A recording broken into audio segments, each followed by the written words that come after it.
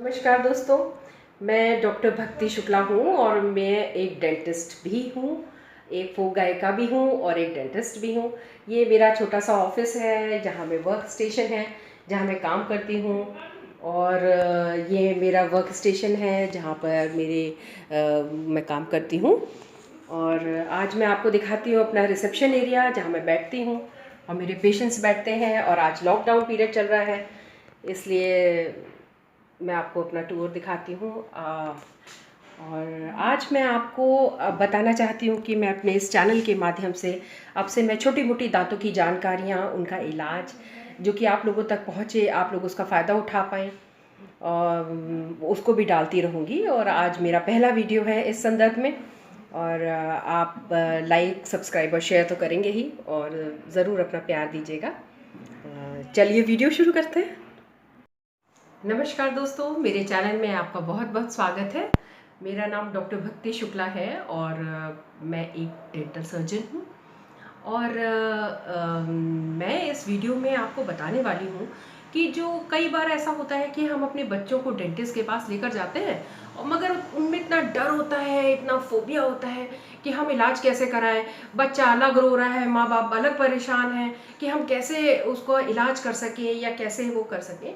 तो हम ऐसे कौन से तरीके हैं जिनको इस्तेमाल कर सकते हैं ताकि बच्चे हमारे शांत रहें या काम रहे। खास तौर से बच्चों के लिए, एक बड़ा आदमी होता है तो ये हो जाता है कि भाई अपना इलाज तो करा ही लेगा, डॉक्टर को तो दिखाई देगा। लेकिन जो छोटा बच्चा होता है उसके साथ बहुत दिक्कत आती है। मेरी क्लिनिक में बहुत दिक्कत आती है, बच्चा रोता है, चीज़ें। तो मैं कुछ इंस्ट्रक्शंस है जो पेशेंट्स को देती हूँ, वही मैं आपको बताना चाहती हूँ इस वीडियो के माध्यम से कि आप क्या कर सकते हैं, अपने बच्चे को समझ सकते हैं।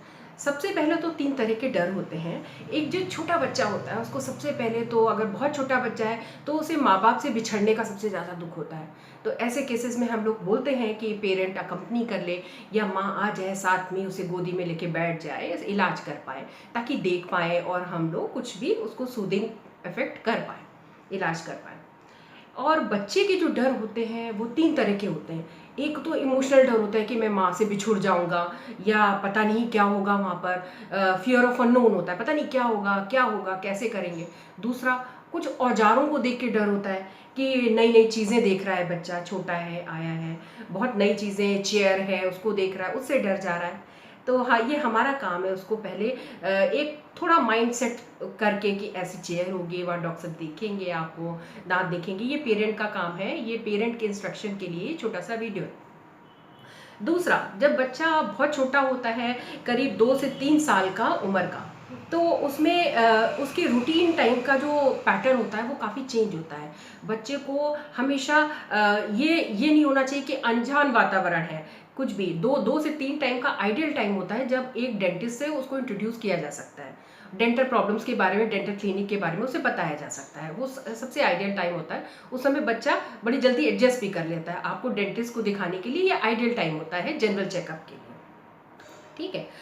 और कई बार उसको दांतों के वो औजार जो होते हैं उनको देख के डर लग जाता है, या उसकी आवाज़ होती है जो उसको देख के डर लग जाता है। तो पहले उसको समझा के आए कि ऐसे इलाज होगा, ऐसे वो होगा। पेरेंट्स को ये काम है उनका कि घर में उसको थोड़ा सा ब्रीफिंग करते हैं।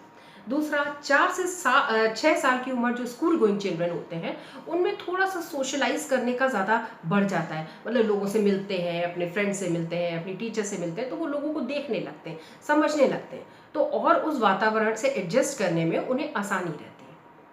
तीसरी चीज़, एक बहुत ही बड़ी चीज़ मैं बताना चाहूँगी। कई बार हम एज अ माँ बाप होने के नाते अपने ही डर बच्चों में डाल देते हैं कि हाय भैया वहाँ गए थे, बड़ा दर्द हुआ, ये हुआ, और ऐसा। कभी भी बच्चों के सामने इस तरह की बातें ना करें। बच्चे अपना ही एक भाव बना लेते हैं कि भाई बड़ा दर्द होगा, हम दांतों के डॉक्टर के पास जा रहे हैं, बड़ा दर्द होगा।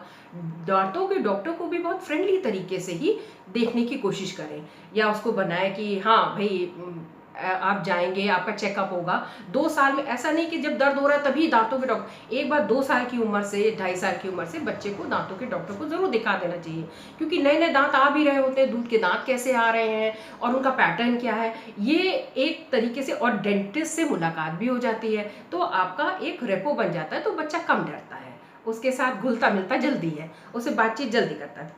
दूसरा, कभी भी डेंटिस्ट्री को, दांत के डॉक्टर को पनिशमेंट के तौर पे मत दिखाएं बच्चों को कि भाई ये तुम गड़बड़ काम कर रहे हो, चलो दांत के डॉक्टर से सुई लगवा दे।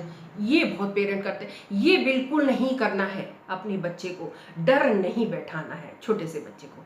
दूसरा, उसको कभी भी दांतों के डॉक्टर के पास जाने के लिए ब्राइब ना करें कि भाई वहाँ जाओगे तब तुम्हें चॉकलेट देंगे, नहीं तो नहीं देंगे। तो बच्चा और उछल कूद मचाएगा सबसे ज़्यादा कि भाई हम फैल जाएगा, हमें तो नहीं जाना। तो ये छोटी छोटी बातें हैं।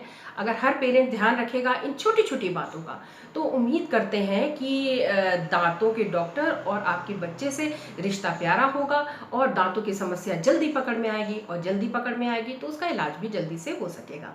ये था मेरा छोटा सा वीडियो। मुझे कमेंट करके ज़रूर बताइएगा आपको कैसा लगा। आज की रात मैया नींद नहीं आएगी, सुना तेरे जगराते में धूम मची है, सुना तेरे जगराते में धूम मची है। माता जगराते में जोत जली है, माता जगराते में जोत जली है।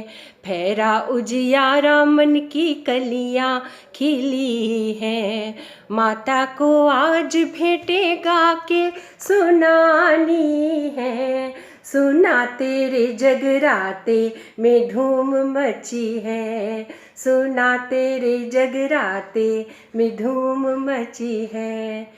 ये वाला लोकगीत मैंने खुद से बनाया है और ये मेरी लिस्ट में है, प्लेलिस्ट में।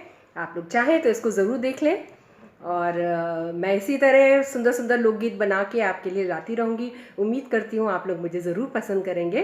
Thank you so much. नमस्कार।